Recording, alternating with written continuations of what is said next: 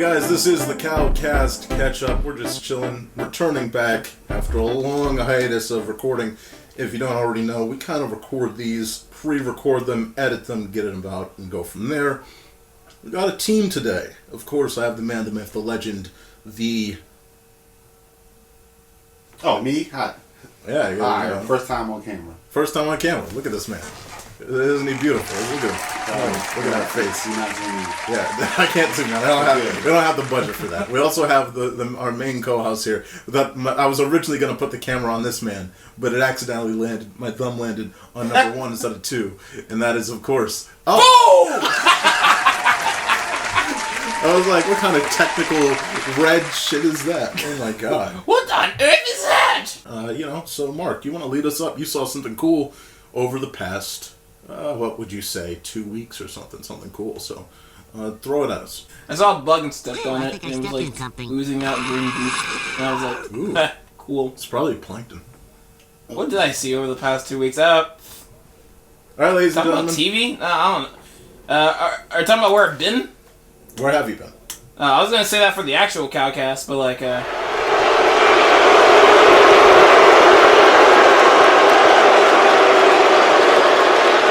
SonicSymphony, you left the city that everyone loves to go see that garbage. How was it? What did he say? Hey. that was great. Like it turns into like it's I don't really go to concerts because I don't have a favorite musician or I don't follow a specific musician. I just listen to movie OSTs and video game OSTs. So like just a concert of like OSTs, I know that's what sells me. That's good. So, I know last year you went to the My Little Pony Symphony. So how was this compared? Huh? No, that was Martin. Martin, you went to the My Little Pony concert last year. Don't bring it here. Don't bring it here. Don't bring it here. What? We're just asking questions. Yeah. Bryan went to the Polly Pocket Symphony. And it was great. Now, Mark, tell me about the SonicSymphony. Well, like, now I want to get to you on the Polly Pocket Symphony. So, like, all those little girls you were sitting next to, I mean, there was pictures, and I'm just, like, throwing some allegations. I'm not throwing just allegations. I'm not throwing out allegations. I'm not going to tell them where and how we found you, but, I mean, we got some questionable pictures I'm going to bring up on screen. It didn't look pretty. Yeah. But no, alright. Legit, tell me about, just briefly tell us about the trek over the SonicSymphony itself. How was it? How was the idea overall sitting in the theater? It's the Dolby Theater. The Dolby Theater is a very nice... it is. It's a very nice setting. So yeah, tell me about it. It's like it starts off as an orchestra symphony, like a very common orchestra symphony. You see, I get melodies of Green Hill Zone. The melodies of Sonic 1 and Sonic 2, and then we got like Sky Sanctuary and a couple other Sonic OSTs, and then later on it becomes a rock concert. Oh my gosh! Yeah, because there's like rock, there's like rock music in the modern games, and I was hype. So I have pictures and stuff. I will share more on the extended version of this podcast, which is Have a Cow. Yes, indeed. But like, yes, that was a fun time. And also, I went to... What was my other trip? Oh, wait. I think it was PAX, and I already talked about that. Yeah, we already talked about that. Yeah, you have to bring up old stuff. But of course, guys, hey, just watch the main version of this. The actual Mark and Bryan Have a Cow show. The previous episode is up on YouTube. It's up on podcast services. And this is just obviously a briefer spin-off. Martin, how's your life been doing? We're glad to have you. Obviously, we're on the news anchor-esque desk here. So, how's everything going? How's the world? Everything's fine. Just came back from ComicCon. Which ComicCon? There's a dozen of them. Baltimore. The Baltimore ComicCon. Oh, that one's hype. But where is that again? Baltimore. wait. What is your address and social security number and God dang it. Anyway, no, it was real fun. I went with two of my friends, all dressed as Pokemon. Oh, that's cool. That's cool. So it was a tag team type deal. Yeah, they were like giving out cards to anyone who can guess who we were dressed as. Cool. That's awesome. You get one for my friend Steven. Yeah. He was Professor Birch. Okay. So, all right. How many people actually got it? I got him. Yeah. With him, I say like 5 or 6. Okay. They knew it was Pokemon because apparently everyone else that's tagged in, it's like, we kind of can get the idea. You know? No, especially since one of you was just as Detective Pikachu. Yeah. Yeah. Wait, was someone actually dressed as Detective Pikachu? There was like a group of people who were just dressed as giant Pikachus. Oh, that's fantastic. Oh, we got pictures that we missed out on that then. That sucks. Okay, yeah, we missed out on that. Just had Pokeballs thrown it at them. That's fantastic. Pictures of that. So that was fun. Yeah. Did they do the dance? They didn't do any dances. Okay, then we didn't miss anything. No, we didn't miss. Screw that. Good point. Good point. Other than that, I got me a couple of Sonic posters, but unfortunately, I ain't bringing them with me. Yeah. Nice cut, Bryan. What? Oh, cause you just like cut the camera to me, and then you like quickly cut back. I was trying to get. Is your like finger slipping today? I was trying to get your vocal. Okay. Because we were talking about like putting like another button on the fucking controller you have, and it's like, well, like just like at this hopefully point it's gonna be all fucked at this point. No. But it's been like 2 weeks since our last recording, so I just had to get used to the controls. We've been like gone longer, and you were just rusty. I don't think it's been any longer than 2 weeks. Sometimes you get, finger fatigue, you forget where to put things. Yes. You forget where to place your fingers in certain spots, Yeah. Don't imply. Yeah, your cousin did say the same thing to you, so. Oh, Jesus Christ. No, but, other than the Pokemon, so overall, because of course, me and Mark usually, we tagged in a couple years ago on it. Mark went last year. You went last year, right? Yes. Yeah, and I had to remember that because it's not very memorable. Yeah, but was there anything like interesting outside of obviously the merch area? We went to the seminar. Like panels. Yeah, they were showing us how some artists from back in the day in comic would basically borrow images from each other, but they would change it up to their desired look. But it was basically 1-to-1. Sometimes some of them were 1-to-1, like. Yeah. When you looked at them, you could tell, like, okay, yeah, this is actually copied on from them. It wasn't like a malicious copying. No. Like, they would just say, they were all artists, so they would be like, hey, I can utilizing this one base design and then expanding off of it. But it was showing us how how dynamically different or the same they were when you looked at them. Like, there was some of them I would say was a stretch. Okay. Like, you definitely wouldn't notice even if they were sitting next to each other. You definitely wouldn't say them, oh, those are the same. You had to be specifically told that they were the same. That was really, really fun to listen to and see awesome. Over the time how different artists portrayed these particular dynamic positions. Yeah. It's really, really. Other than that, we didn't really. We just went around the main. Just chilled out for the most part. It was really fun to go around and just see what everyone was on. Lots of Genshin characters. Characters. Big time. Like, we actually made a game of just how many of those characters we would see. Because we got like what? I think 11. 10, 11. Crazy. Yeah, but it was. That's a large percentage, especially when there's only like 30 people at the convention. I'm joking. There were more, obviously. Like, I mean, up in the top floor, you didn't really see anybody. It wasn't. Got down to that way you could buy stuff. That's when it's packed. Yeah, of course. Because okay, so that was the fun thing that we did the one time we went to. We did ComicCon. The reason why it was fun was obviously the convention center is not fully utilized during ComicCon. So was it open basically for all 4 floors? Like even though not everything was actually utilized. Like, was it for everyone? Was it for like? I wouldn't say it's for everyone, but everyone was there.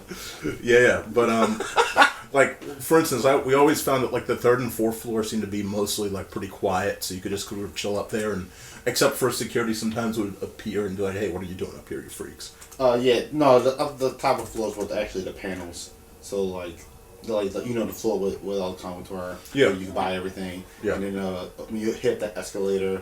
You hit into the back area. There's where all the panels were, and I'm not sure they ran out of space or not, because they were trying to get us out of there quick when we was in that first panel we were in, and they just really? They was because the dudes were talking, because it was very interesting to hear them talking, but they were like the other panel was just like, yo, time to go, you gotta go, but they were trying to kick them out. Damn, they might have stayed too long. Polar opposite, like where you were for your panel.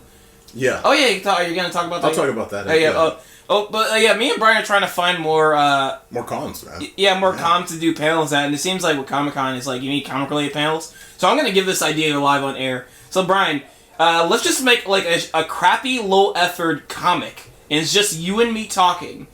And I probably just need to draw one picture, and I'm just going to like each picture is just going to be the same picture with different talk bubbles, and then our panel will be like how we made a low-effort comic book.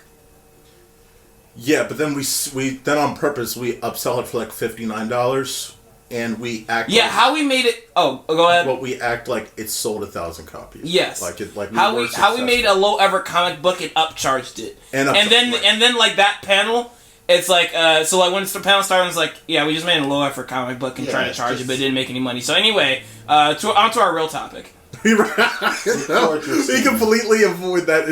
It was just a prank. No, we're guys. We're gonna give out $1 million. Don't even listen to what we were actually gonna do. It was actually, if you come to this panel, we'll give you $1,000 each. Record your scam. Yeah. Do not fucking. It's a lie. We're joking. No, guys, you don't even know what panel we're talking about. Like, what the guys? If anyone shows up to some random convention thinking we're gonna give them $1,000, they are. Dude, they can bring this up in court as evidence. You fucking. They can't do that because you don't bring up. We never announced what the panel is called. We just, you did. I didn't. You did. That's yours. That's your panel. No. So, I'll go ahead and other than that though, ComicCon was good. Yeah, it was fun. Cool. I will say on my trek, I had a panel at this new con, Marioku Con, down at the near Camden Yards. It was this hotel, the Marriott over there. When you had panels. It was a Love Hotel. Yeah. Anyway, went to the Marioku Con, first year con down at the Baltimore Marriott, and it was cool. It was cool to have a new con, but overall now, it's not like when I went to Otakon back in 2016 when it was here, which of course was a big deal back in the day. Otakon was here in Baltimore. We have been trying to basically resuscitate conventions in Baltimore for quite a long time. Nothing has really been a mainstay except for obviously Comic-Con, but there's no anime mainstay. We had Animore and we had others that have popped around every once in a while, but nothing has stayed consistent. Because some of them were lame. What? Because some of them were lame. Yes. There was also something like there's Animore and there was Bolt something, but not Balticon. Balticon's the sci-fi one, but there was some other con. Either way, I haven't been to Balticon, but like the Science Fiction Society has been trying to sell a lot. It's like it sounds cool. I just haven't had a chance. Again, I'll be very careful for what I say because I want to respect these companies, but some of them just don't have interesting concepts. Like, yeah, it's about science fiction. It's like what specific just science fiction? Like, is this about board games? Is this actually about, like, what is it? If it's too broad, you kind of lose my interest. I mean, to be fair, I'm a casual viewer of everything, and I don't specifically just am a fan of just anime, so when you advertise me, hey, it's an anime convention, you gotta give me more than that. What else it has? Anime conventions don't typically just have anime at them. Yeah, and I will say that's what was surprising about doing this con or this panel was like having the ability to do Cartoon Network. Again, the point is like I'm not deep into any specific anime fandom. So with that being said, I'm super into a lot of American animation fandoms. I know a lot about certain animation fandoms and history and things like that. So, being able now to open up deeper into Cartoon Network or Nickelodeon or things like that and having a panel focused around that was pretty cool. My panel was on Saturday of the event. And again, great hosts, cool people. I will say the hotel, though, is kind of like, I'm surprised because when you think Marriott, you think really like top of the line. And this was like, I'm surprised at the conditions at some of the rooms there. But, and that's not the con's fault. That's more the hotel's fault.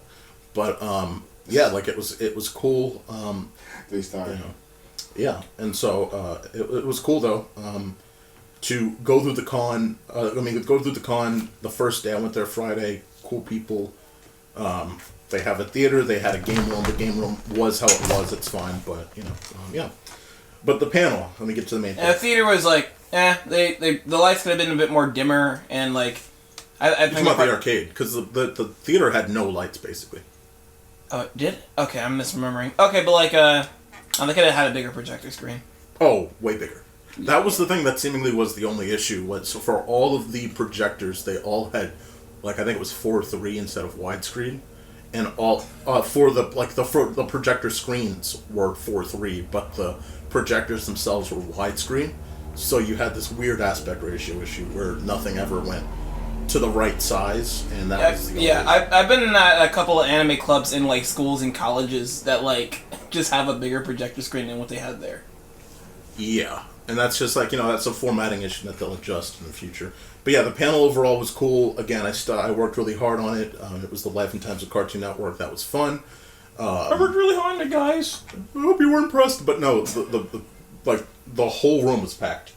And it was fun, and I was able to get through it, and took some questions, and we had trivia, and everyone had fun. And then, throughout the day afterward, people were coming up to me like, hey, that was a cool panel. They were asking me more questions about Cartoon Network. It was cool to just sit down and talk. Okay, well, Bryan, it's actually time to give you the truth. I didn't actually go to the SonicSymphony. I was in the convention the whole time. I actually helped out. You helped your panel get full. I just like yelled. I was like outside the door yelling, hey, that guy's in there. He's showing hentai. He's showing not live naked woman. And everyone just ran in there. He's also giving out free snacks. You know what the actual the way you know that your panel though did really good, and I appreciate you, Mark, but but the one way you know that your panel did good is obviously it's not how many people came in the beginning, it's how many people leave. And what I'll say is just about no one left during the entire, and this was an 80-minute runtime. Yeah. That's the other thing is the one thing that was weird about this con was there were no like most of the panels were 80 minutes long. Okay, so what are you gonna do next time the con tells you to leave the doors unlocked? That's a good point. I didn't think that far. I kind of don't like that idea, I'll be honest with you. I like trying to force them to stay. No, but legit though, it's just cool to have people stay and be interested, and they like the fluidity, and it was just a fun time, and met a lot of people that just either also did panels here in panels, and talked to them, and talked to people that were in the Baltimore area, and it was just fun overall. So I hope for the future that this thing stays around. I think first year things always have hiccups. You did record it, right? And that'll be uploaded sometime within the next week. So by the time you see this will be probably the end of the current week that we're recording this on. So Saturday or Sunday of the week that we're currently recording this on. So really cool. There's another con coming up called ComicCon. That's March 1st through 3rd. I definitely submitted to them. That's literally at the Baltimore Hilton downtown. So funny enough, easy to get to, and I hope to, obviously, same process. I also, by the way, Mark, have a bunch of panel ideas that now after doing this, I know the format, I know what I want to do. So like, I have a panel idea about the DSI. I have a panel idea about like what is it? EA killed my love of video games. I have a panel where we could, either all three of us or just two of us could like do ranking the Disney revival era. Like we're just sitting there ranking the movies from like 2010 to present or whatever. Oh, we're gonna have a dual panel. That means I have to watch those movies. Yeah, and you have 6 months to do I'm probably like starting next year. Like when I have like I'm not nearly enough time. That's not nearly enough. Like starting next year, like my New Year's resolution is just going to be just more have more blowjobs. I forgot to have more time on my hands for just have more time on production stuff. Yeah. So like I need to start having panels on like actual conventions instead of like small college conventions. No, I think they're beneficial. Also, again, this wasn't the room. They're good for test runs. They are, absolutely. And again, like the college cons are great. I'm definitely applying to those as well. The only problem is there's not a lot in the area. There's a few. There's RetrieverCon, of course, at UMBC. There's HBC UConn, which is down in Bowie. They're finally returning after a couple years of COVID hiatus. So it's cool to see them back. Try that one. And then there's one far out in Hagerstown. That one I would literally have to get a car rental to drive out there. Yeah. CCBC has a con or some Do they? I was gonna ask you. I wish. I mean, I was just trying to do that before, but I just kind of I was like, I'm just gonna focus on what I'm gonna focus on, and if I do, I'll come back in the future with more money and then just rent out a couple rooms and do that on a certain day. But I think CCBC would definitely be a cool spot to do it. They have like 4 different locations. Especially the Owings Mills spot would be really good since it's right next to the metro. That'd be a really good location to do a con. There's also the Marriott up in Owings Mills that literally has enough space to do a con. and it's again near the metro, so that would be probably the most efficient spot. There's probably more like college conventions on our coast. We just need to look them up, and we can probably take the Amtrak. 100%. Get some cheap Amtrak tickets. Yes. Speaking of that, I probably just. I'm probably gonna go to Geekdom anyway. I'm probably just gonna get my Amtrak tickets for Philadelphia for next probably like sometime later this week or next week. Because it's just gonna be like it's gonna be like $10. So cheap. Yeah, people don't realize how cheap it is to get to Philly if you find the right routes. If you do it early enough, because Amtrak prices like fucking go up the sooner. It's like airplane prices. Yeah, it's like they go up the longer you wait, or like the more in demand it is. Because like if that like, there's also some times where like, hey, this was like a $5 ticket, but suddenly somebody announces a thing that's happening in that area. All of a sudden, that particular day becomes popular, goes up and up and up. Yeah, like I will say, like obviously there are days where you're not gonna get flexibility. Like certain weekends are always gonna be busy if you're trying to fly to a location or go to a certain location. Around holidays will always be peak cost, and then the NFL is a super noticeable time period because with the NFL, it's like once they put the schedule out, then the tickets then the flight tickets soar. Like if you want to go to like same thing with freaking hotel prices, man. Oh yeah, absolutely. Like I'm trying it's hard to get on that early, but like if there's like a convention happening, you try to look for a hotel. You gotta be going quick on that because if they're not filled, they're just pricey. Yep, crazy. Got one coming up. I chose a pay on property option, but for MagFest, I like the best suite I can get. I mean, the best I can get that's close by is for $650. Yeah, which is I have it's disgusting. Yeah. I haven't paid for it yet. I have to pay. I pay when it happens, but $6.50. I'm like $6.50. Yeah, it's a cardboard box outside. But oh god, that's gonna hurt my credit card. Hey, look, a cardboard box washed up on the beach. Hey, if you find the ability to go into MagFest, please help me take that down. No problem. Yeah, absolutely. I feel you. No problem. Other than that, though, I think that's pretty much a cool catch-up. I don't know if you guys have anything else that you want to toss in there, but I think overall that's all it. That's literally the catch-up, guys. I don't know what you were expecting. I mean, I bombed the downstairs of the house. Oh. Fog. I used bug foggers. It was the bug bombs. Yeah, because I hate bugs. This house is old, and it's not very sturdy. I don't own this place. It's just rental. So they had to do maintenance on here sometimes. Saying this publicly. I don't know why he's telling everyone he's got infestation in his house. Yeah, I don't know why he would say it publicly either. Wait, you shouldn't talk about infestation publicly? That would be like saying, "Hey, there's a few rats that crawled through here." No, there's no rats that crawled through. Oh, then cut that out. Just imagine you cut this out. Fuck it. Imagine just say I crawl. Yeah, man, a couple. I've been chilling with a couple of my rat friends. You're like, I don't have rats. It's like you're like Flapjack when he was walking around with that fucking rat. It's like, guys, look. No, you're like, no. What's funny is you think he's oblivious, but by near the episode, you're just mad because he bites everyone he doesn't like. He knew the whole time. He knew the whole time. What an asshole. All right, guys. Just cut that. Yeah, cut that part out. Yeah, I think, guys, that is the catch up for today. This was awesome. 3 people. Expect more. We're probably gonna have seven people next time you see us. But the CowCast Catchup. Nothing else to say. Nothing else to know. So again, you can find us on your favorite podcast service. If you are watching this, you probably are there. If not, find us on YouTube. So, you'll catch us at a panel potentially at some point in the future, but we'll announce that on our podcast at some point in the future. For everyone here at the ScreenBlast location, you can find Mark at across the street from Wendy's. Cool. I'm about to walk. I'm across the street because I'm going to walk over there. But you're kind of nervous because the cheeseburgers were kind of iffy last time.